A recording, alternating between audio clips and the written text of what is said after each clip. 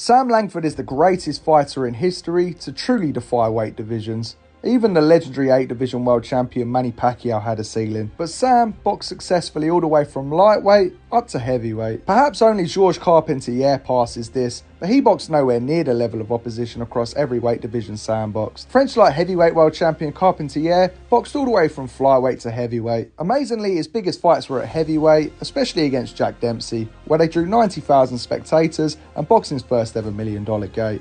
But back on Sam Langford, who on his menacing run through the weight divisions practically beat the greatest fighter each weight division had ever seen at the time. But before we even dig into his unbelievable resume and the 60 different fights he had against Hall of Famers, we first have to talk about his mind-blowing record, which varies officially, but some experts say he may have had up to 600 fights. It officially stands at 210 wins to 43 defeats and 53 draws with 126 knockouts. Having stood at just 5'6" and weighing anywhere between 147 to 160 pounds, the fact that he had that many knockouts is a true testament to his bone-crushing power. And ESPN and The Ring magazine still have him to this day as the second hardest pound-for-pound puncher in history. But Langford was also a very crafty fighter, and it should be no surprise that some of the biggest names in boxing history heavily avoided him. But before we dig into that with great detail, let's take it back to the very start, where in 1902, at just 16 years old, Langford made his professional debut. Just a year later, a young 17-year-old Langford would take on the greatest lightweight of all time. A fighter so legendary that even over a century later, he's still regarded as one of the greatest boxers ever, and is widely considered to have invented a lot of the tricks that modern fighters use. And that's the legendary Joe Gans, the first African-American boxer to ever become a world champion,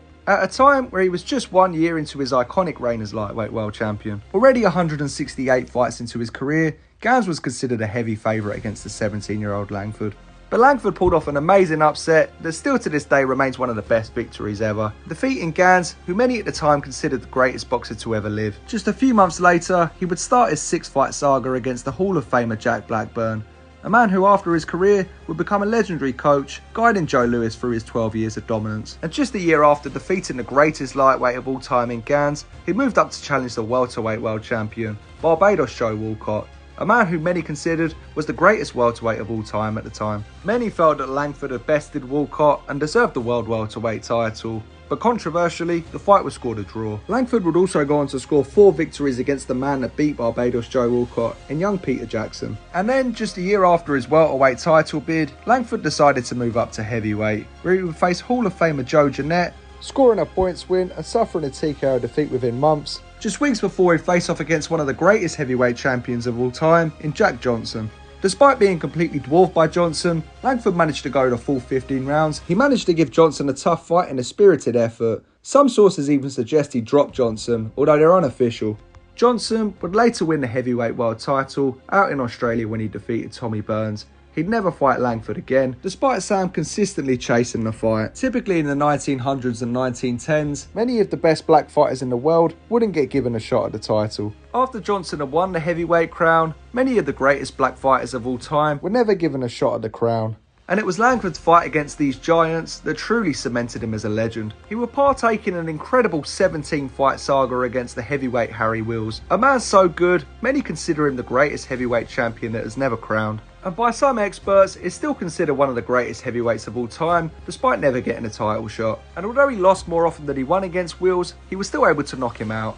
There would also be 10 fights each against fellow heavyweight Hall of Famers that never got a title shot, Joe Jeanette and Sam McVeigh, with Langford scoring a combined 14 victories against the pair, knocking them both out too. There were KO victories against fireman Jim Flynn, a man that was good enough to knock out Jack Dempsey in the first round, a knockout victory over heavyweight contender Gunboat Smith, who had had 23 fights against Hall of Famers, including the likes of Harry Greb and Jack Dempsey, amongst many other victories of the heavyweight challengers of the time. But it doesn't end there. Despite beating the greatest lightweight and welterweight of the time, fighting the greatest heavyweight of the time, and having over 30 fights against heavyweight Hall of Famers, knocking them all out, Langford also chased and defeated the greatest fighters in every division in between. He had actively chased another fighter who had a claim for being the greatest in their division, Stanley Ketchel, a formidable middleweight who remains one of the hardest punchers ever. So much so that during his reign as middleweight world champion, Ketchel even dropped Jack Johnson at a shot for the heavyweight title, although Johnson would respond by knocking his teeth out with the very next punch. Langford's fight against the 23-year-old middleweight world champion wasn't for the title and was contested over just 6 rounds, but it should be no surprise that Langford won,